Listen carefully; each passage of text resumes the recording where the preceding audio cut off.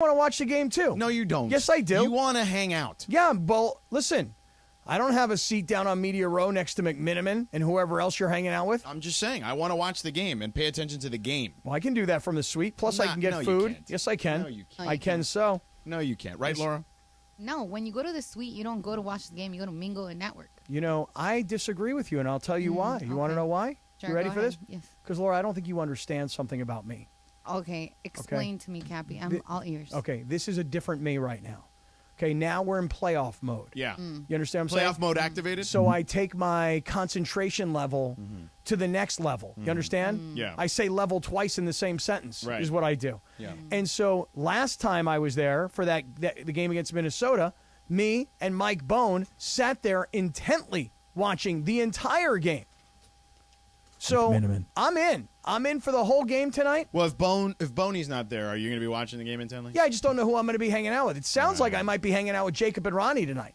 Oh, he's You're fine. going to hang out with me, Cappy, and I'm going to make you actually watch the game. Okay, Wow. you committed to the whole game? Yeah, because I feel like, if you're going to go to the game, you got to watch the game. Okay. It's not a regular season game. It's kind of important. See, that's what I'm trying to say. Now it's playoff time. It's time to get serious around here. See, like George, I know that if he's going to go to the game, like, even if he misses part of it, he's probably going to go back and, like, rewatch it. But with you, Cappy, it's a whole, Well, what's your deal? You committed to the whole game tonight?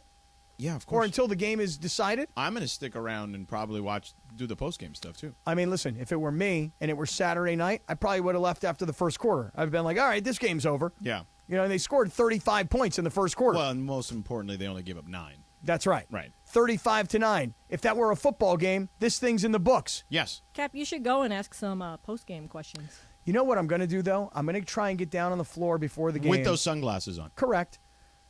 Because LeBron likes to wear sunglasses inside the arena, so I think that I will stand out more. It's apropos. Yes. Yeah. And I'm going to try and see if LeBron's got any more words for Dylan Brooks tonight before the game. Probably not. I think he's already done what he's going to do. You think he's made his statement, do you? Yeah, I would say so. But now let me ask you a question, because Dylan Brooks did say, correct me if I'm wrong, Lindsay, that he doesn't respect LeBron or anyone until they drop 40 on him, right? Right. Well, Dylan Brooks has never dropped 40 in a game, so does that mean he doesn't respect himself? Oh, wow. That's a very deep question. I'm just asking. I mean, it's deep, though. There's It's a lot little of meta. depth. It Right? is a little meta. A lot of depth to that question How right there. can somebody drop 40 on him when, he's hits him in the ding-ding and he gets ejected? He did hit him in the ding-ding and got ejected. There's that. And that was clearly on purpose. Okay, so I've had some friends try and convince me that it's not on purpose? No, I've had some friends try and convince me that this is a basketball move. And I've sat there in slow motion, and I've watched it over and over again. Where's the ball when he goes for the ball? Well, hold on, just so you know. No, because here's why. I'm calling it timeout. Yeah. Because I want you to understand something. Yeah. Listen to what I'm saying to you. I've had friends try to convince me. I'm telling you, I'm talking to your friends right now. Oh, okay, because I felt like I was on trial for a second there. You. Yeah. Oh, okay, thanks. For your friends who are listening. Go ahead. Okay, where was the ball when he tried to go and he ended up punching him in the ding-ding? I think it was in his left hand, LeBron's left. And behind his buttocks, correct? Well, right. So this is what they're trying to tell me. Yeah, it's literally behind his posterior. Right. So, but Ja Morant. Yeah. It all started with Ja Morant. Yeah. Morant said after the game on Saturday night that it was a basketball play. Get out of here. But no one's going to accept that as a basketball play because of who it was. If you watch if you watch when it happened, the ball was behind LeBron's back. He was dribbling it between his legs. He had just dribbled between his legs. It was behind him. Right. So how did Dylan Brooks expect to get a hand on the ball other than either going straight through LeBron's chest, in from one part of his chest, out through his back, and then touching the ball? Right. Or he just wanted to act like he was going for the ball and hit him in the junk? Well, here's how. If LeBron takes the ball and dribbles from his left hand, bounces it to his right hand in front of him, then Dylan Brooks is going for the ball. But because LeBron puts it behind his back, and Dylan Brooks is acting like he's going for the ball, he actually found something other than the ball. Right, he found the crown jewels. Correct. Yes. And LeBron, by the way, give it up to LeBron. Because LeBron knows coming into the game, he's already talking. Yeah. The whole world is reading this. Yeah. I'm going to go say something to him in the pregame. Right. I'm going to let him know who the boss is. Yeah. Okay? Just remember something, I loved kid. that move. It was awesome. Yeah. Because LeBron actually looked bigger, like a lot bigger than Dylan Brooks. He is a lot bigger than Dylan He's Brooks. taller. Yeah. He's thicker. Yeah. He weighs more. Yeah. He's the king. Yes. He walks over and goes, hey, just wanted to let you know, you suck, okay? I'm working you over, pal, and it's only going to get worse for you. This is actually just sport for me, buddy, okay? A lot of punks like you have come before you, and I've schooled them, okay? And LeBron is saying all of this to Dillon Brooks, and now Dillon Brooks, it's in his head. Like, I'm going to do something to this guy. Right. And now, yeah, go ahead. When he hits him. Yes. And by the way, you could try and convince me that it was a basketball move. No chance. I don't believe that. Yeah, no chance. When he hits him, here's my question. Yeah. Hey, Dillon, did you not think anybody was going to see that? Because it wasn't like in some scrum where 22 guys are laying on top of each other at the goal line. One-on-one. It's right. in the middle of the floor. Yeah, it's you and him one-on-one. And then he ultimately, like, flipped his head back, like, I can't believe I just got tossed. Like, dude, didn't you see James Harden got tossed for a lot less than what you just did? Yeah, I'm not even sure what James Harden did really was a true foul. It didn't even, well, it was a foul, but it didn't deserve even a flagrant. What he did was completely, like, premeditated. It was very obvious what he was trying to do in that scenario. And LeBron just wasn't having it when he was asked about it in the postgame. But this is not my first rodeo. I've had this throughout my career with, certain individuals. It's easy. It's literally easy if you want to. We won tonight. Let me not start. I don't want to start. Yeah, don't even do it. Don't even do it, King. Let me just. We won. You had a hell of a game, my boy. Yes, you had a hell of a game. I'm not going to do this. Yeah, don't do it. I'm not going to do this. Yeah, AD's sitting right next to him. No, he shouldn't. But LeBron did say something else that was interesting. What's that? Private versus public. Oh, you mean when they had the conversations? They asked him, you had a conversation in private. He said, no, it was very public. Very public, just so you know. Yeah. No, it wasn't private because everybody caught it. Everybody saw it. So there's nothing private about it. It's very, very public. I like it that way. Yeah, I like it that way. I think Dillon Brooks was completely caught off guard when LeBron did that to him. Yeah. Hey, you could tell by his face. Right. Hey, you Dillon. could tell the second his face changed, too, because when LeBron went to go talk to him, it started off like, ah, and then as soon as LeBron started talking, his face, like the smile, completely wiped off his face. Yeah, well, it was like LeBron walked over to him and was like, I'm just letting you know, with just the way I have my hands on my hips right now, I'm bigger than you, I'm stronger than you, I'm way, way, way richer than you'll ever be in your life. Why is it ever richer? Like, what does that have to do I'm with explaining to you how much more powerful I am than you. But that's no, not. I bet there was LeBron, zero chance that money came in that equation. He is explaining with his body language You only how want to much talk more about powerful. money. Why No. is it money always is the thing with you? Height, weight, size, fame, Yes. money, worth, etc. Yeah. You're nothing Yeah. to me. I'm the star of this league. Yes. I've been carrying this league, and by the way, I made it so kids like you can make the money in this league. Yeah. My man, you need to watch the disrespect. You feel me? Yeah. Because if not, something's going down. And then LeBron went down. Right.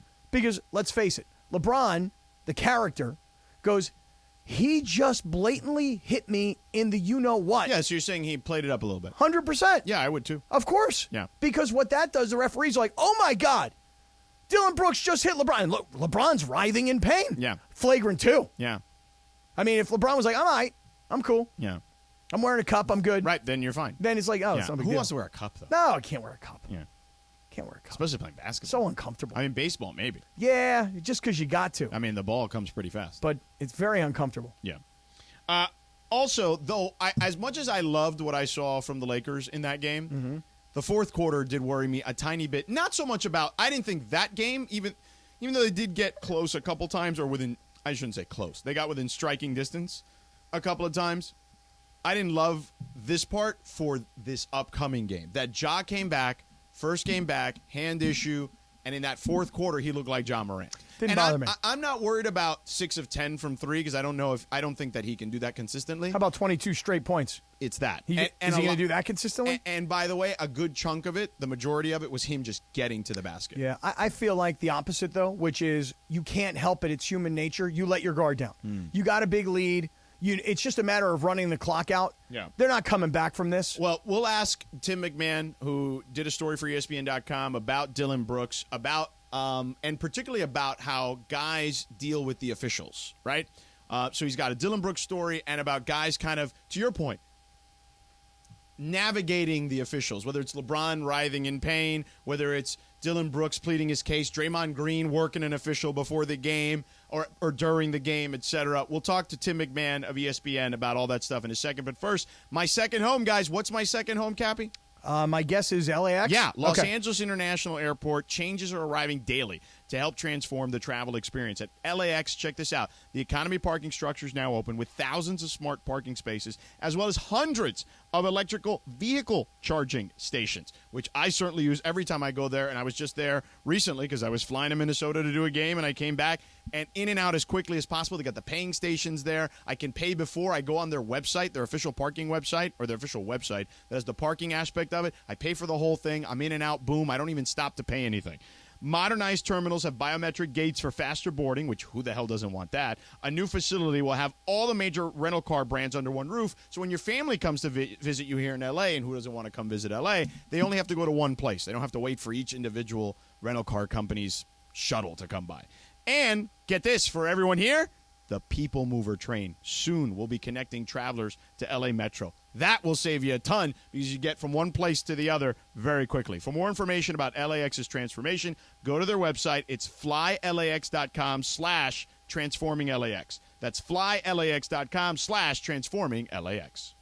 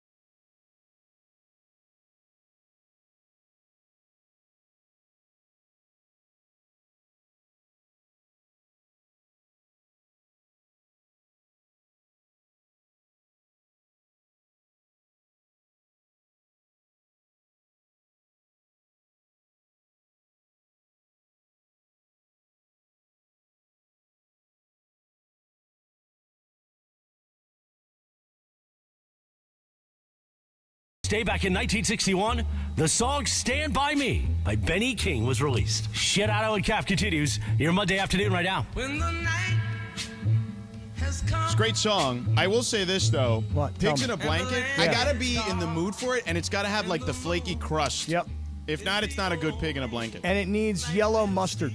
Well, yeah, that's possible, too. Well, like I was at a wedding this weekend, and I was jonesing out big time for pigs in a blanket. Yeah. No pigs in a blanket. Very disappointing. I mean, I No. feel like most people have moved beyond pigs in a blanket. Little mini meatball's not as good as a pig in a blanket. I disagree. Just, people are trying to be carb conscious these days. Someone who's not carb conscious is Tim McMahon, who does a phenomenal job covering the NBA at large for us here at ESPN. And he is on the moment, I believe, on the Grizzlies beat. Normally does the Dallas beat. Do you like pigs in a blanket or what?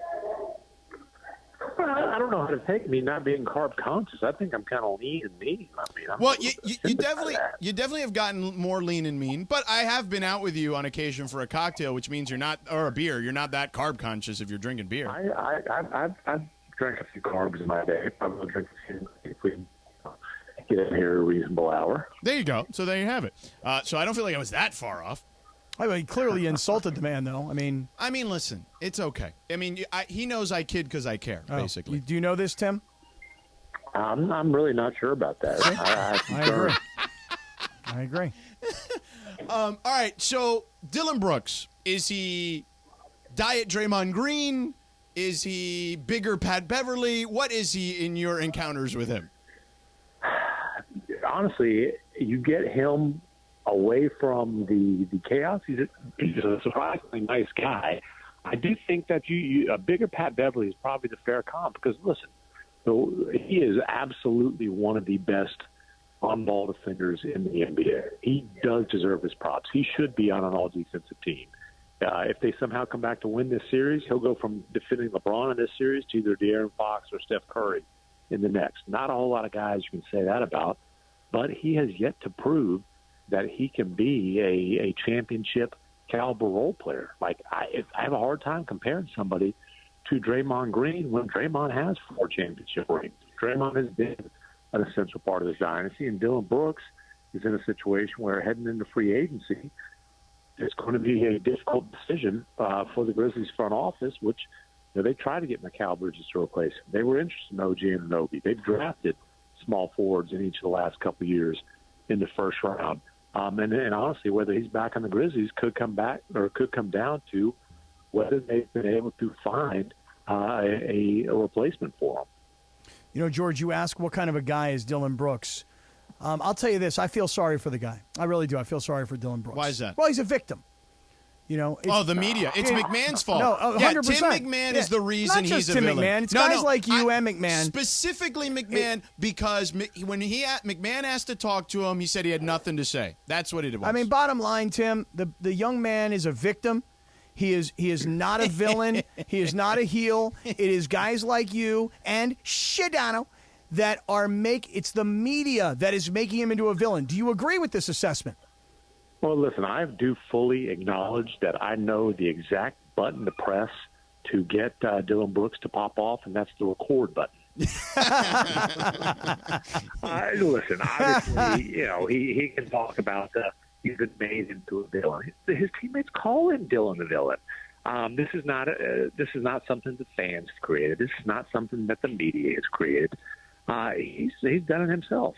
And I have absolutely no problem with guys barking. I enjoy it. The E and ESPN, we all know, stands for entertainment. But when you bark, you better bite. And he didn't bite in Game 3. He bricked, and that's a problem. But, his reputation around the league is, I'm going to be polite and say that he's a borderline dirty player. Certainly Donovan Mitchell would criticize the use of borderline there, as would probably the Golden State Warriors, specifically Gary Payton II. We can go on down the list. He's earned the reputation to be nice as an antagonist. Let's use that word. Yes. As an antagonist. Yes. Now, to focus back on the floor, I've talked about how awesome he is defensively. He's hurt the Grizzlies offensively a lot over the years, specifically in this series. You saw the Lakers basically saying, Dillon, you want to take those jump shots? Please. We're going to stand right here, clog the paint up, and dare you to beat us with your jumper. If he's not able to knock down those wide-open shots early in this game, it will be interesting to see just how the rotation goes. Do they sacrifice offense for defense by playing Luke Kennard more minutes? I think that's a decision that Taylor Jenkins might have to make if Brooks has another awful shooting performance. Tim McMahon covering the NBA for us here at ESPN. He's on the Grizzlies beat at the moment during the postseason. So do we have any idea what was said between him and LeBron at all? So I asked Dillon that, and he said LeBron told me his birth date. I said, well, what was his point with that? He goes, you'd have to ask him. Now, LeBron didn't want to give us any specifics about what exactly he said. You can take Brooks's word for it. Obviously LeBron did want, and he acknowledges, he wanted to make sure that the world saw him kind of get up in Dylan's face and have an animated, one-sided conversation. For a guy who's not here for the BS, he definitely was there for it in that moment, that's for sure. Yep. And you know what? That's part of the fun of the series. And as LeBron said, this is not LeBron's first rodeo. I mean, Brian Windhorst had a whole story going into the playoffs and all the playoff antagonists that LeBron has encountered throughout the course of his career. Deshaun Stevenson, Lance Stevens, Jason Terry, Draymond Green, on down the list. Not many of those guys have gotten the upper hand on LeBron. A few of them have in a series here or there. And, again, the Grizzlies have their work cut out for them if Dylan Brooks is going to be on the list of the few who have. Tim, as far as tonight goes, so you see and feel and hear how the Laker fans got into game 3, but the first one back here at Crypto. I think tonight's going to be crazy as well. But you're around Memphis, so what do you expect from them tonight, and how do you think this game's going to go down? That really is another reason, other than the obvious basketball reasons and the spacing, that I think it's critical for Brooks to hit a couple of those wide-open shots early. Because those misses, it's like every brick is another log on the fire for the fans. You hit a couple of those, and suddenly you're quieting the crowd. This is a Grizzlies team, though, that has struggled on the road all season long. Our ESPN Stats and Info folks had a stat today. They are 0-15 as road underdogs this season. 0-15. Is this going to be the one? It's hard to put your money down on that. I will say that John Morant pointed out both post-game and the next day after practice that the Grizzlies won the last 3 quarters. Now, that's not exactly how these things work. It's not like they get 3 quarters of a win in the season or the series. But I think his point there was, hey, awful start, but we know we can play with these guys. We know we can compete with these guys. So maybe they're trying to manufacture some confidence going into this thing. But again, that was, I guess, a talking point for John Morant. And coming off of the hand injury, he eliminated any doubts in his mind that he can still be himself, obviously, with a 45-point performance. Never mind how many of those were essentially in garbage time. Tim McMahon does a great job covering the NBA, and he's on the Grizzlies beat at the moment. Thank you, brother. I know it's been a busy day for you, and you have now dealt with me twice today, so I appreciate it. Quite more than I wanted to, but I appreciate you having me. All right, man. I'll see you later. There he is, Tim McMahon. He did not buy that nonsense about, you tease because you love kind of nonsense. I kid because I care. Yeah, he doesn't buy that. Yeah. He said you kid because you don't care. I mean, it's perhaps accurate as well. Yeah, see? It's up for you to figure out, though. Right. Well, the way you say it, though. I kid because I care. Yeah, like we're all supposed to just buy that insincere nonsense. Maybe it's not insincere. Perhaps. Maybe it is insincere. Maybe it is perfectly sincere. It might be. Yeah. Not sure. All right. Coming up next, Cappy, you and I are going to dive into a couple of things, including kind of the rest of the playoffs, as we've done a lot of Lakers and Memphis to start. I think the Warriors could be in control here. I know people are going to think I'm nuts when I say that, but I'm going to tell you why in a second and just kind of what else is going on around the playoffs. Plus, Aaron Rodgers, finally done. Yeah, we'll get to all that. Slee's going to join us at 5, and then we got Radio Tinder at 5:15. We're off early today because of the Laker game, so keep it locked here for the next 45 minutes or so. But first, if you get into an accident with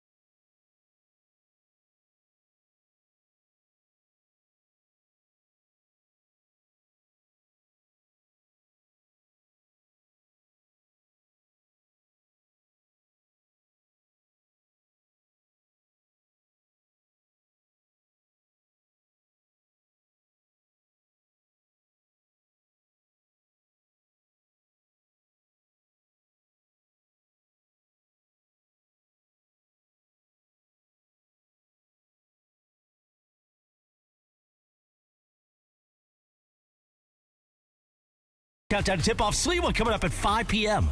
And one of Sliwa's favorite songs, yes.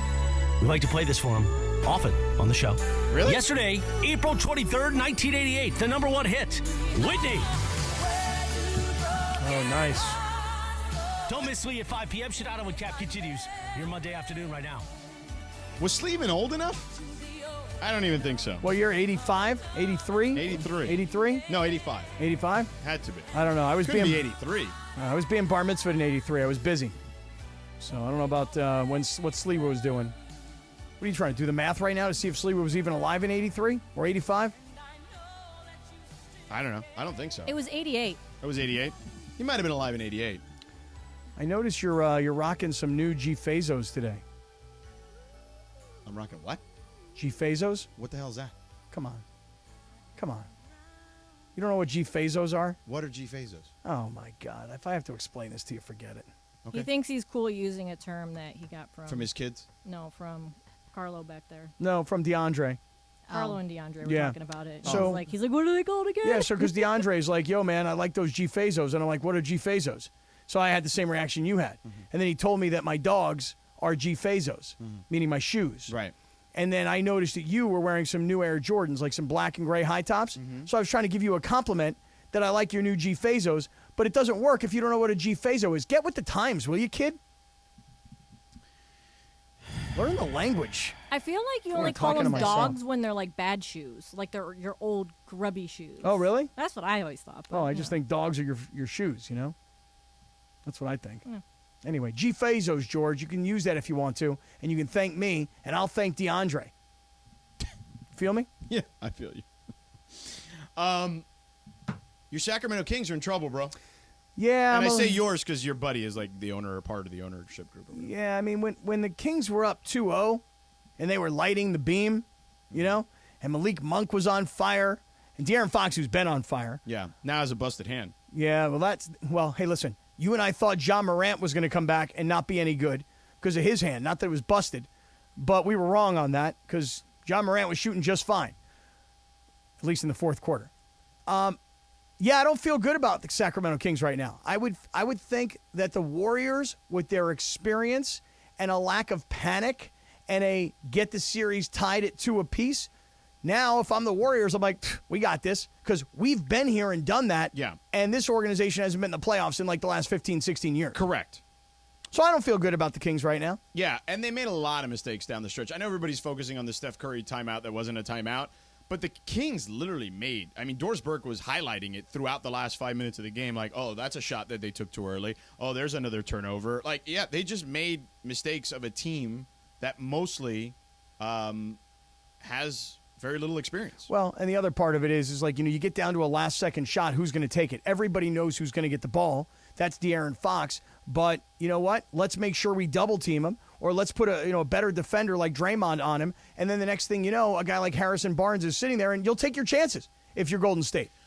Actually, Harrison Barnes has been really good in that scenario. He's fine. He's good, but he's not De'Aaron Fox. No, but he's been really good. De'Aaron Fox has been the best clutch player in those last shot situations this year.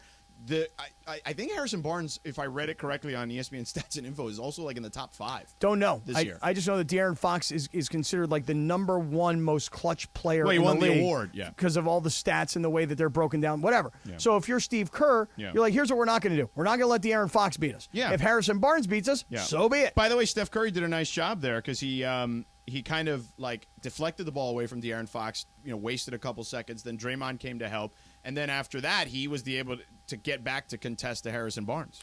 But this thing with Steph, though, towards the end of the game, this Chris Webber-ish kind of Was moment, crazy, calling the timeout. And I don't know if I still really understand everything that went down. What do you mean? Well, Like, I don't know. what I mean, don't you like, understand? the rules, like who didn't know what was happening. Well, Steph clearly didn't know they didn't have a timeout. Okay, well, you see, that's what I didn't get. Yeah. There you go. Yeah. All right, so I'm not feeling good about Sacramento. That's true. And I'm worried that Golden State could start to catch fire. By the way, Harrison Barnes entering Sunday was 7 of 16, 44% on go-ahead shots inside the final 5 seconds of fourth quarter overtime in his career, including the regular season of the playoffs. That is the best field goal percentage on those shots by any player since the play-by-play era was first tracked in 1996-97. So he was actually really Amazing. good player to take in that spot. Yeah. The only other player, even at 40% since that era, was Michael Jordan. It's pretty amazing, though, that Sacramento has two players that have these sort of last-second clutch shot abilities, and that Kerr said, we'll take our chances with him, but we're not taking our chances with that guy right there. De'Aaron Fox, we're covering him. We'll let Harrison Barnes take the shot. Really hot. Yeah. I mean, they don't know that. I mean, they know that Harrison's pretty decent in that spot, but to your point, I mean, De'Aaron Fox has been torching them in this series. Yeah. So, but yeah, I think the Kings could be in trouble. I think the Warriors will get one in Sacramento, and that'll end it. They'll win. They're not going to lose at home. So. I'm so focused, though, tonight on the Lakers making sure they win this game at home tonight, George, because as much as we thought in Game 2 in Memphis without Ja Morant that the Lakers could jump out to a 2-0 lead and come home and try and wrap this thing up, you have this 2-1 lead now, and the energy that you could feel if you were in the building or if you were watching it on TV or listening to it on the radio, you could feel it, you could hear it, you could touch it if you were there. Tonight, I'm expecting that the Laker fans will be just as outrageous, but am I wrong? I mean, it's a Monday night. That was a Saturday night. You know, I mean, is everybody going to get down into town and get yourself parked, get yourself into this game, and bring the energy tonight? Yeah, of course they are. Okay, just want to make sure. Yeah, because Dylan Brooks is there. Make sure. I mean, they want to. I mean, come on, you give Laker fans an opportunity to get at Dylan Brooks. What, are you crazy? Well, bring it tonight, people. Yeah, I mean, as I look at the rest of the NBA landscape, though, like, I mean, sorry, Linz. I mean, I tried to tell you about your team before the series started, but It's still not over. I mean, it's over pretty much. I mean, listen, they deserve to lose. They stunk. Donovan Mitchell was not good. Nowhere to be found. Yeah. Garland I mean, he was great in the first couple of games. Yeah, but then, Darius But you got Garland. to, if you're going to be the superstar, you got to be the superstar every game. Yeah, I get it. I think that their biggest problem is, A, they don't have a bench. And then B. And Evan Mobley's not good enough yet. Right. And, what happened to them? Like, him and Knicks, Allen are just, like, soft like Charmin. Like, they didn't do anything. The Knicks soft like Charmin. The Knicks play hard, and they have experience. And experience this time of year, while it's not always the biggest difference, it makes a difference. And speaking of differences, I just want to tell you, Charmin's a nice product, okay? It is, but especially the two-play. But I'll just tell you that if you get the Kirkland version at Costco, I'm telling you, it's just as good. Hey, no. hey, The Kirkland version is like take what it from Mobley me. and Allen were No. in this last game. Yes. Take it the whole from series, me really. when I tell you, okay, I'm an expert in this arena, okay? Take it from me. The Costco Kirkland toilet paper, just as nice a product as the Charmin. Get outta here. Just as soft as the Charmin. Get out of here. All right, what were you saying, Lindsay? She says that Jared Allen and Mobley were not good, and you probably should just trade Jared Allen. That's what I said. I literally texted Ramon and said they should trade Jared Allen for LeBron. Hear me out. Okay, we could get into this later, but anyway. Not trading LeBron. The whole point, though, Are we is really that going to get into it later? the really? No, we're not. No, in some Maybe other off the day. air. Some other day, right. The Cavs play really hard, too. Like, that's what they did, like the junkyard dog chain. That's like their thing. But the Knicks play harder. Everybody plays hard in the regular season. Right. Not everybody plays hard in the regular season. Everybody plays hard in the playoffs. Which is probably, by the way, why we see so many guys either getting hurt or dealing with suspensions. Right, because everybody's playing hard. Or flagrant twos. Yeah. I mean, what we've learned here is that it's okay to be on the ground and kick a guy in the groin. That is acceptable. Kick him in the ding-ding. However, stomping on a guy's lung cavity and rib cage, stomping. Get out of here. No good. Ejected and a suspension. Stomp, no good. Yeah. Kick while on the ground, acceptable play. Yeah. Okay? Throw an elbow to the midsection, get tossed, but actually take a whack at somebody's you-know-what, that thing gets you tossed out. So as players now, what I find so interesting, at least in these playoffs so far, is how many storylines there are with guys who are either getting hurt or getting, ejected. All the stars and all the names are all there. Yeah, I mean, Giannis is back tonight. We're watching him now. He's on behind you. I don't know if he's. It's not helping me. Oh, you should probably switch the TV in front of you then. Giannis is back tonight. He's looked great already, and that's a 6-point game in the first quarter. Well, there's an example. But that game, I think whoever wins, like in that series, whoever wins tonight is winning the series. Well, if Miami wins tonight, they'll put them up 3-1. Right, and if Milwaukee ties the series, they're going to win the series. Yeah, well, Giannis is back tonight. And by the way, speaking of his back, I mean, that's what's kept him out for 2 games. Yeah, he had a little contusion in his tailbone. Between Giannis' Not back. little, it's big, actually. Giannis' back, Ja's hand. Right. Hero's hand. Yeah. De'Aaron Fox's hand. Yeah. I mean, all these guys Battle of with attrition. injuries. Yeah. And then you throw in all these, like, Harden's elbow. Right. Dylan Brooks's punch. Yeah. The Draymond stomp. Yeah. I mean, just all these things happening. Even that kid in Atlanta after the game. What is happening? What does that all mean, though, to you? The intensity level of course. playoff Yeah, basketball. It's different. I told you, buckle up, buddy. Well, I tried to tell All right, everybody. Jack. I'm buckled up. That's why tonight, don't Yeah. tell me that I can't watch the game in the suite. I'm watching the game Buckle intently. up. Intently. Doesn't mean I can't go back for a chicken taco every few minutes. Buckle up. And, speaking of rides, Aaron Rodgers finally done taking us for a ride. He's Can't going to the believe it. Jets. Finally, I told you, yeah. you thought they weren't going to get a first rounder. Not only did they get one, they get there's a condition that if he plays 65% of the snaps, they're going to get a second first. That's great. What the Jets did, though, well, is they didn't give up the 2 second-round picks that they have. They gave up one. right. But they didn't give up both. But you didn't think they'd get a first. Well, I mean, it's not that I didn't think At they'd get a Yamava, first. you legitimately said I wouldn't give him a first. I wouldn't, but they did. Right, and they may get a second. Let him first. have it. Hey, if I'm the Jets, here's what I'm thinking. If Aaron Rodgers plays 65% of the plays, let him have the first, because you know what that probably means? Between our top-rated defense and all these young, talented players we've got, if Aaron Rodgers plays 65% of our plays, he's worth the 2 first-round picks. Yeah, I don't buy that because I still think they play in one of the toughest divisions in the sport, and he may not even make it out of the wild card. I think I read somebody said today, they're like, Aaron Rodgers' arrival instantly makes the Jets a contender in the East or even beyond contender. They need to be a contender in the East because the East is good. So, well, they got a lot of young, talented players on offense, and they got a really good statistical defense. You bring Aaron Rodgers to the Jets, could turn that whole franchise around. all right. Let's go, Aaron Rodgers. Coming up next, Slee in the house. Slee on the spot in 2 minutes.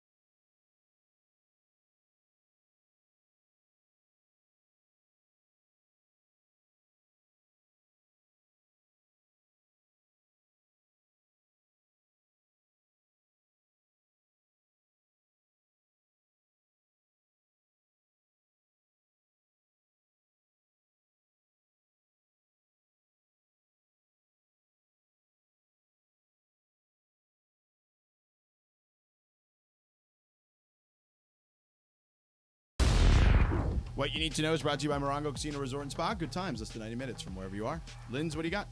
Well, guys, since we probably won't have time to get to Dodgers at all today, I just want to let you know that basically everybody on the Dodgers team was getting busy during All-Star weekend. Because another player, Mookie Betts, just came back from paternity list over the weekend, and now Max Muncy and Brusdar Graterol will both be placed on the paternity list before tomorrow's game. So, So you figured this all out to last year's All-Star game? Well, 9 months. You go back. Yeah. Well, I'm just trying to do the math here. Yeah, So the All-Star that's game, what right. was the date? July something? Second week of July. Okay, right. So July, all right, August, September, November, December, January, February, March, April. Is that us right now, April?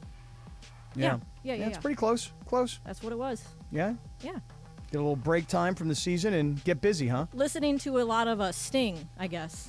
That's right. If, you know, if Not they're the in your wrestler. realm. Not the wrestler, Correct. the singer. Correct. Sting. Yeah. I just Right. think it's very funny that, 3 guys in the matter of a couple of days are all going on the paternity list. Did you happen to look into if any, was Mookie in the, I'm assuming he was in the All-Star game last year. Yeah. Okay. Muncy probably not. But they didn't have to go anywhere. They had the long break, and it was in L.A. Right. Yeah. They were just kind of, getting busy, I guess. I guess so. Getting busy. All right, that is what you need to know. Brought to you by Morongo Casino Resort and Spa. Good times. Less than 90 minutes from wherever you are. How about Mookie Betts, by the way? Just how about the I mean, play he's it short? so incredible. I mean, how about the play it short? How about Like- the fact he's playing short? Right, Let's just start with that, right? Right, but I mean, but you know what it is? It's like you're such a great athlete, and you're such a great baseball player that fielding ground balls is one thing, but to have the instinct to say, "Hey, get out of my way! I'm trucking towards second. I'm throwing it to first," and to make the throw. Yeah. I mean, it's and look, I know a lot of people are on Twitter are like, "Oh, give me a break! Any little leaguer can make that play." I'm like, "Yeah, okay, right. It's a routine play, right? If you're an everyday shortstop, not if you're an everyday right fielder necessarily." That's fair.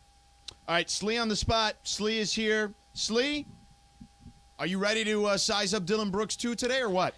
Yeah, he's kind of actually been my favorite. All the Laker fans booing him on Saturday. He's been so bad in the series and has shot so bad and ran his mouth as if he's actually somebody that's been impactful. He's becoming my favorite player. Yeah. I think Laker fans need to start cheering for this guy. Right, He's right. a great asset. He's the best player on the Lakers, isn't he? No, it's true, though, Slee, because for a guy to have talked as much as he did and then to turn it into this circus where LeBron walks up to him in the pregame and then he hits LeBron in the junk and then he doesn't want to talk to anybody. And now, this is my favorite part of Dylan Brooks now, he's the victim. It is the fault of the media that he is perceived as a bad guy. In fact, do we have that soundbite? Because it's so funny the way he blames the whole thing on the media. And it's the last 2 years, this is what you guys have done to me. Tell me if we have that. If we do, we do. If we don't, we The don't. media making me a villain, the fans making me a villain, and then that just creates a whole different persona on me. So now you think I intended to hit LeBron James in the nuts. I'm playing basketball, I'm a basketball player. So if I intended, and that's whatever is in the flagrant 2 category of having a flagrant 2, and you think I did that, that means you think I'm that type of person. Right. And that's why I don't rate Mark Taylor Right. at all. You, And listen, you think come on. that about me? I'm such a bad Your guy. freaking teammates call you Dylan the villain. I'm a bad guy. Me? I'm a nice guy. People like me. I'm a nice guy. I'm a good person. I donate to charities. I go to church on Sundays. I pay my taxes. I'm a good guy. You think I'm a mean guy? You think I would hit LeBron James intentionally like that? It's Yes. the media. No, I- George. I do believe No, you. it's the media. Yeah, Don't yeah, don't, Dylan, don't I you do think, believe Slee? you. It's the Didn't he- media's by, fault. By the way, didn't he hit Donovan Mitchell earlier this Yes, year? yes. Okay, didn't he lead the league in technical fouls this year, 18? And here's the funny thing. If part of the strategy has been for Dylan Brooks, if his strategy was, maybe I can get to some of these maybe I can get into some of these guys' heads, which, by the way, that's not a good strategy because it's players that have been in the league for a long time. It's LeBron, it's Anthony Davis, players that have won championships. But he's just also been really bad for the Memphis Grizzlies. You can't Oh, my tell God, me, yeah. You can't tell me, George, you don't think there's some people around that locker room saying, hey, are you going to help the team win, or are you just almost going to get in the way? He really has been Well, a detriment to their team. I'll tell you this. I don't think they're saying it like that because I've been around that team enough to know how tight they are with each other. They're like a college team in a lot of ways, the way they interact with each other. And I think that's good and bad at times. But, yes, I think maybe there's someone having an honest conversation with it. I don't think it's that, though. Yeah, I think part of the, coming into the series, I remember Michael saying this, and I kind of maybe brushed it off to the side. He's like, I don't think they're mature enough yet to win a playoff series. Now, in my head, I'm like, all right, well, last year, they ended up taking the Golden State Warriors to 6 games. Ja Morant gets injured, doesn't play the final 3. I thought, Yeah, maybe they've kind of turned the page on that. I'm wrong because I do feel like maturity has been a factor so far in the series. The Lakers, at least through the first 3 games, and the Lakers have capitalized off of it. So I think one of the biggest keys, and it doesn't take a genius to figure this out. You don't have to be an NBA insider. You could just be dipping your toe in, okay? Anthony Davis and the way he has played defense, the way he has blocked shots, we know what he can do on the offensive end, but he has been, at least through the first 3 games of this series, as good defensively. Aren't there some stats that say like he's had more blocks in the first 3 games than any other Laker in the history of the postseason? Yeah. Mm-hmm. So to me, Slee, tonight, that's what I'm looking for because I think the Lakers, to win this series, you win this game tonight. You're at home. Place is going to be going crazy. AD's been on fire. They win this game, series is over. I agree. It's over at no more than 6. But if you lose tonight, you're in a real series again. You lose this game tonight, it just fuels the ammunition for everybody that thinks Memphis is still going to win. Win this game tonight, you're going to win this series. Lose this game tonight, it is a 50-50 prop from there. Yeah. Yeah, so it's kind of interesting because I think every time the Lakers have been in this spot, and I'm not even talking about just this series, I'm talking about just kind of the regular season in general for the Lakers. This is the type of game that if you're a championship quality team, you're playing at home, the place is going to be rocked. The place was rocking on Saturday as well. But if you're a championship quality team, you go up 3-1, and there is kind of no ifs, ands, or buts about it. Whether it's a close game or you win by 7, 10, it doesn't really matter how you win. Just you walk away with a win. I would go back to Game 2 where I thought the Lakers were in one of those situations where it was like, all right, well, John Morant's not going to play. This is your chance to kind of take a stranglehold on the series. And the Lakers failed in that one specific game. So they'll get another opportunity tonight. I don't think it's going to be anything like Saturday. I really don't. Lakers jumped out. What were they, up 26 by the time the first quarter was done? That's right. Good math by you, Slee. 35-9 is 26. Took That's a right. second. I got the calculator right here on my phone. I don't think it's going to be anything like that. I think it will be a hard-fought game. But it's a great way for the Lakers to say, Memphis, this has been fun, but it's just a matter of how many games we're going to win by if they end up winning this. Here's the thing, though, Slee. The one thing I didn't like was, and look, I know that they got within striking distance, and I didn't feel like the game was ever really in hand the other night. I didn't love how easily Ja was getting to the basket. I don't think he can replicate 6 of 10 from 3, but he doesn't need to if he can get to the basket that easily. And that worried me just a little bit because he's the one guy I don't think the Lakers have an actual cover for. So Trav and I talked a little bit about this today. You could look at the final 3 quarters in the game and say, well, Memphis ended up outscoring the Lakers by 16 after the first quarter. However you want to look at it. But I think the Ja Morant part, that is something. It's the guy got into rhythm. You know that they could sell themselves in the locker room that the game got to within 10 or within 9 or whatever it was.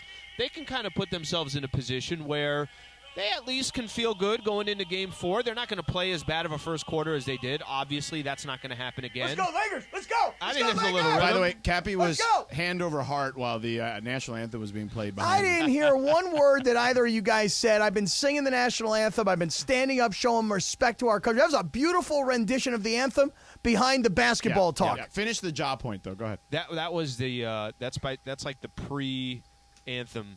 It's the practice, the warm-up. warm-up. Exactly. Yeah. You guys got the warm-up there. Yeah. Damn good. So all I'm saying at the end is I think for Ja, it was a way for him to get into a good rhythm. Didn't play in Game 2. I think that could have a little bit of an effect. And I'm not saying that Game 3 comes into Game 4, but for Ja Morant personally, he looked like he was comfortable and he looked like he was getting into a rhythm. Yeah, I don't expect that kind of performance tonight. To me, that fourth quarter, 22 straight points, the number of threes that he hit, to me, that is a take your foot off the gas kind of defensive performance by the Lakers. I know a lot of people are like, well, but he got to the basket so easily, and I'm worried about that. No, it's like, hey, what do I need to do here? We're up by all these points. We're just waiting for the clock to hit triple zeros. They're not really coming back. So I feel like the Lakers let down or let their foot off the gas rather than Ja Morant was just that brilliant. I think if you said what's the blueprint to beating the Lakers if you're the Memphis Grizzlies, I don't think getting 45 from Ja is the blueprint. I think all these other guys got to get involved too. And that doesn't mean Ja can't have a big game, but Jaren Jackson, Desmond Bane, Dylan Brooks has been awful. We already talked a little bit about him. Luke Kennard. if they are going to have a game where they steal game 4, don't you got to have 4 or 5 guys in double figures? Don't you have to have, X amount of players on top of Ja playing well? And that's kind of their only shot tonight. All right, Slee, before we let you go. You going to put him on the spot? Yeah, we're going to put him on the spot. Let me ask you a question. I was on a flight coming back from Minneapolis on Saturday morning, okay? And I was tired, okay? Game ended late. Game ended at 11:30. We went to have dinner. Didn't get back to the hotel room till like 1:30. Then had to pack. Didn't get to bed till like 2:30-ish. Got to wake up at like, just like 6:45 to Heavy make my dinner? flight. Heavy? No, a few drinks. Yeah? Yeah, a decent dinner. Not like heavy, just like, You have any acid reflux-related No. issues to go to sleep? No, none of that. But Okay, go did ahead. wake up with a little bit on the front end. It was All right. a lot of J.J. Redick, so it was good wine. Okay, gotcha. Good wine. And he's just coming back from a European vacation. I've been following him on Instagram, right? Yeah, so they so I get on the flight, and I'm thinking, it's a morning flight. I'm going to be able to sleep, right? So the flight attendant, nice lady, really nice lady, okay? But comes the but. Almost too friendly. Oh. Literally chatting with everyone the entire flight. Oh, man. And, like, she wanted to make cocktails, right? She's like, this special cocktail. So she was asking them, do you know what's in the special cocktail? They're like, well, what is it? Well, I have to kill you if I tell you. Oh, I hate so you when gotta people guess. say that. I hate that so phrase. she's playing the guessing game the whole flight. And so at first, she wakes me up because she's doing it with the person next to me. And what time of the day is this? I mean, it's like 8 in the morning. And she's mixing cocktails. Right. Okay. And people are drinking them, and that's fine.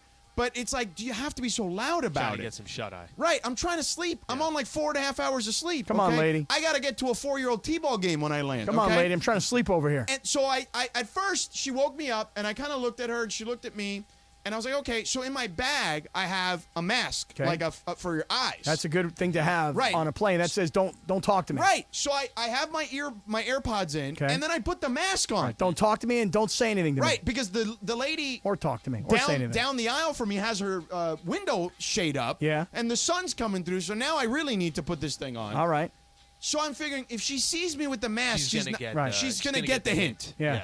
She didn't get the hint. Really? Mask and She then AirPods. started talking to the couple behind me about the drinks for 30 straight minutes. Unbelievable. And then having a full-blown conversation and not like whispering, blah, blah, like talking like this right now, like I'm talking to you. Especially when it's loud in an airplane and you have to kind of talk loud so everybody can hear you. Right. So, Slee, I thought about, do I say something and just be like, politely like, ma'am, I'm trying to get some sleep. Do you mind keeping it down? No chance. Or do I do I just tough it out? I tried the latter and toughing it out. Should I have said something? Okay, I'm with you on. You give her every indication that you're trying to get some sleep. Every indication. She clearly either wasn't noticing or just didn't care that she was just in the mood of having a conversation. I tell you, I'm probably just turning the volume up as high as I can on whatever I'm listening to, whatever music is there.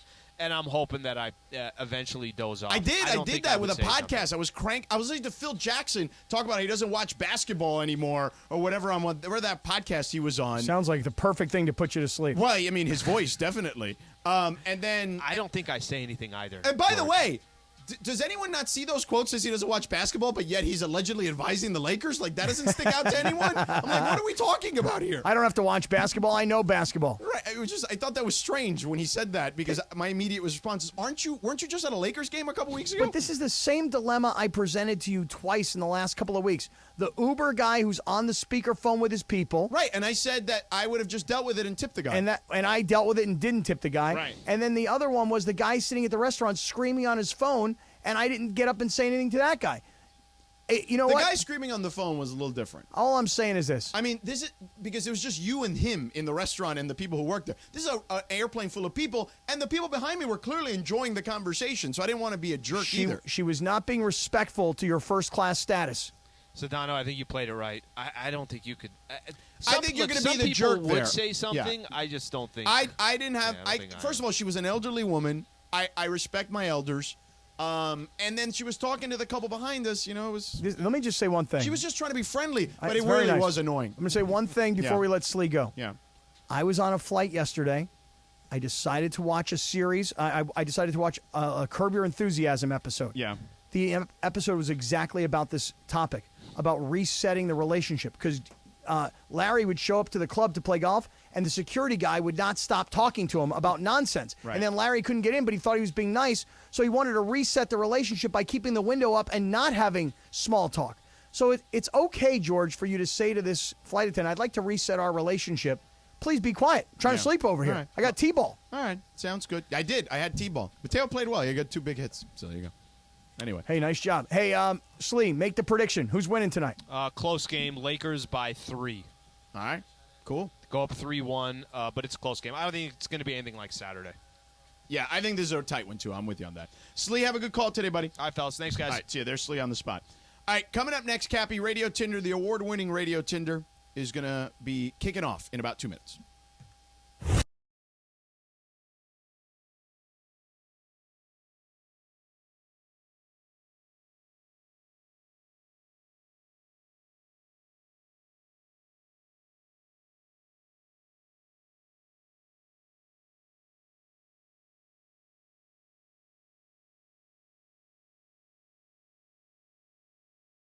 Hi, I'm Olympic gold medalist April Ross. Many people think of athletes as heroes. They look up to them for inspiration and to see the possibilities of what they can do. But if I'm a hero, who is my hero? To me, my heroes are the firefighters who protect our cities and homes. My fiancé is a firefighter, so I deeply respect and admire what he and his colleagues do and accomplish every day on the job. Los Angeles needs more heroes like him. Do you think you have what it takes? To learn more, go to joinlafd.org. Be a hero to your community. I look forward to being able to cheer you on along the way.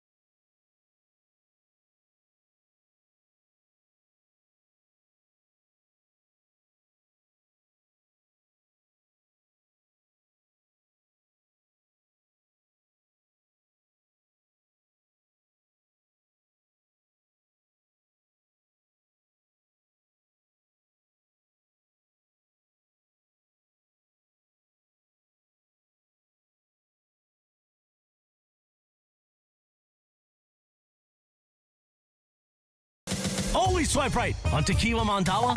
And thanks to our friends at Tequila Mandala for making it okay for Cappy to be a gutless cheapskate. Take it away, Christopher. Thanks, Christopher. Hey, by the way, I tried to look up New Kids on the Block Day. I didn't see anything on Twitter about it. And usually that place is the first place to find that stuff. So is this just the saying, the New Kid on the Block Day? No, according to my my source here that I use, which is the website is nationaltoday.com. Okay. That's where it says it. Okay. All right. So I don't know. All right. Anyway, let's kick it. Hey, Go. look, thank you to Tequila Mandala for allowing me to be a gutless cheapskate. Yeah. Because you think I've got the Añejo and the Blanco. The Añejo and the Blanco. The Añejo is excellent. Yep. Okay. And the So Blanco's excellent. They're all great. But what I would say to you is the Añejo is more of a sipping tequila. The extra Añejo you don't deserve because we don't want you to be an extra cheapskate. Okay? Well, let me tell you something. That one, though, is still very nice. I'm taking Jason this. was very nice to you by giving you the Añejo. The Añejo is top-notch. I'm taking this Tequila Mandala. I'm delivering it to my friend who had a wedding a week ago. So you're keeping the Blanco for yourself? I was going to give him both. Oh, okay. Yeah, this way he could have a taste test. Oh, okay. Do you think that's a good the idea? Blanco's more for mixing. Yeah. Okay, well, I now you figured got you- mixing tequila and sipping tequila. You'd there you save go. the other one, Cappy, for your next wedding. It's a good idea. That's true, too. It's a really good idea, Yeah, because Lindsay. Jason, you can't go to that Jason well every time. It's a Good That's idea. it. He says no. He's giving you the Dikembe Mutombo finger. I do like the idea, though, of my next wedding. I've already got a bottle of tequila mandala already. But how many more weddings do you have? I don't have any planned right now. Okay, then just give the guy the bottle. You already. How about both? How long? I mean, it's been almost 2 weeks since the wedding. He's been on a honeymoon. Whatever. Go ahead, Lindsay. All right, guys. So the Oakland A's announced last week that it signed a binding agreement to purchase land for a new ballpark near the Las Vegas Strip. Well, today, Commissioner Rob Manfred said that he, quote, feels sorry for the fans in Oakland about the A's plans to relocate, but he believes that the last place A's can field a more competitive team out there in Nevada. Do you guys agree with Rob Manfred? Swipe left or swipe right, Sedano? I do agree. Swipe right. Yes, because they're going to have the ability to have all these corporate sponsors that they're not going to be able to get in Oakland. They're going to have a brand new facility. I think they're going to have more inherent financial advantages. Now, what people are saying around the league is that, wait a second, we have the cheapest owner in the sport, and granted, he had the worst revenue streams. I get that. But the cheapest owner in sports is going to get rewarded with this? Well, it's not the first time it's happened when it comes to Las Vegas particularly, right? Well, wait a second. I mean, when we talk about the cheapest owners or the brokest owners, I mean, the NFL awarded one of the brokest owners in all of football. Las Vegas. How about Los Angeles? Well, yeah, that's true, too. I mean, come on. The Chargers you're talking about. Yeah. To your point, Cappy, Mark Davis did say last week that he was ticked about this whole thing because I guess, like the A's kind of like strong-armed the whole negotiations to get the Raiders out of Oakland. Well, without remembering every last detail, the Raiders and the A's were battling because the city of Oakland was not going to participate in building a football stadium and a baseball stadium. Correct. And nobody has football stadium, baseball stadiums anymore. Everybody has their own unique ballpark. Right. So the A's were competing against the Raiders. But here's the sad part of it all The for A's were Oakland. basically like, oh, well, they're going to give us our stadium before you get yours. But here's the thing. The A's have been dealing, and, I know there's a movie, Moneyball, all that stuff, but, like, literally Billy Beane, more years than not, has made them not just competitive, but legitimate contenders in their division. With no money. With zero payroll. Right. Yeah. Look, here's the sad, unfortunate truth for the city of Oakland and for great sports fans in Oakland. No league wants to be in your city anymore. Right, that's it. And it's not that they don't want to be in the Bay Area. Because It's they'll that- take San Francisco. Right. Right. I'll go to downtown San Francisco. I'll schlep down to Santa Clara. I took my team and I moved it to The Vegas. hockey team is in San Jose, which is an hour and change away. Right. There's a Major League Soccer team in San Jose. The point is the Bay Area has tons of sports fans and tons of people, but the A's do not have a fan base anymore. And the city will not and should not be building them a ballpark. So you know what? As much as I don't like that Rob Manfred, I don't like what he said, I agree with him. He's right. He is right. All right, what's next? All right, guys, so Gervonta Davis emerged victorious from his high-profile fight with Ryan Garcia on Saturday night in Vegas as he knocked Garcia out with a brutal body shot. Did you guys see that, by the way? I did, man. I did. And I saw I didn't watch it live, but I did watch it, yeah. And by the didn't way, either. you called him by his first name. I didn't even know who he was. I call him Tank. Well, yeah, that's what everyone calls him. But that shot to the kidney, I was like, Well, and he popped him before that in the face. yeah, but he popped right back up in the second round. Well- but to get punched like that and then take a few steps backwards and then hit the knee. All right, so keep going, Linz. So Garcia is now saying that Davis had a spy in his training camp. Yeah. So I guess prior to like the final press conference, Yeah. Davis repeatedly said this. He kept Yeah. alluding to the idea that there was a mole. There's a mole, but everybody watch out. So initially, Garcia laughed off the suggestion and invited Tank and his team to watch him train in person. But, now that the fight's over and everything's said and done with, it is no laughing matter. So do you guys believe Garcia's claim that there was a spy that helped Tank Davis win? Swipe left or swipe right? I'm going to swipe right and agree with Garcia that there could have been somebody in his camp. I'm not saying that's why he lost the fight or that's why he got slammed in the liver the way he did, but did you happen to notice the post-fight press conference that nobody else showed up with Garcia? Not his trainer, not Oscar De La Hoya. It just seemed like it was only his family. Now, maybe I'm just reading into it, but I don't know, something seemed a little weird in the post-fight. It did seem weird. I buy that that's a possibility, so I will swipe right as well. When he got hit, I was like, okay, that's a good body shot. And then he backed up. He still had his hands up. He backed up, and then he took a knee. And then you were like, okay, well, he's just catching his breath. And then the ref got to 9, and he wasn't getting up. You're like, what happened here? Yeah, I guess the idea there is that, like, he had some type of injury to that area and that he knew to hit him there. Yeah. So, Wow. Which would make sense to your point there, Cappy. what's next, Lynn? All right, last one here. A tech company in China fired an employee after he spent his 2-week sick leave on a tropical island. The man provided documentation that he was suffering from dizziness and a spinal condition, and he was granted sick leave. However, one of his coworkers saw him at the airport during that sick leave, and he reported the sighting. So then the tech company fired the guy 2 days later for, quote, fraud and dishonesty, and a labor dispute between the two parties ensued. It's still going on. Should this guy have been fired for going on vacation during his sick leave? Swipe left or swipe right? Cappy, you go first. I'm going to swipe left and say he should not have been fired. Of course, I don't have all the details, but here's what I do have. He was on sick leave. So what am I supposed to do? Do I have to be in my bed, or can I go and deal with this condition laying at a beach somewhere? Well, it is important to note that his doctor did give him a permission saying that he needed to be on bed rest over this sick leave. Okay. Could he be on bed rest on a tropical island somewhere? Hypothetically, yes, I would think so. Okay, well, then I got no problem with the this. problem ensues, right? I mean, it's sick leave. Right. How do I get sick leave around here? I think you have a lot of vacation days, Cappy. I do? I think so. George, have you already established your summer vacation I schedule? sent out the email months ago. Oh, God. Yeah. I got to go back and look now. Yeah. I send it basically through the summer, and then somewhere in the summer I will send the holidays. Yeah, I send it way ahead of time. I know. You're so much more organized than I am. Yeah. Hey, And look, I have things on my calendar right now that I know I'm taking off, but yet nobody else knows that I'm taking off. Well, you You should probably tell us. should let people know. Yeah. Right. Yeah. It's a little problematic, isn't It's it? usually the way it should go. Yeah. Just saying. Right.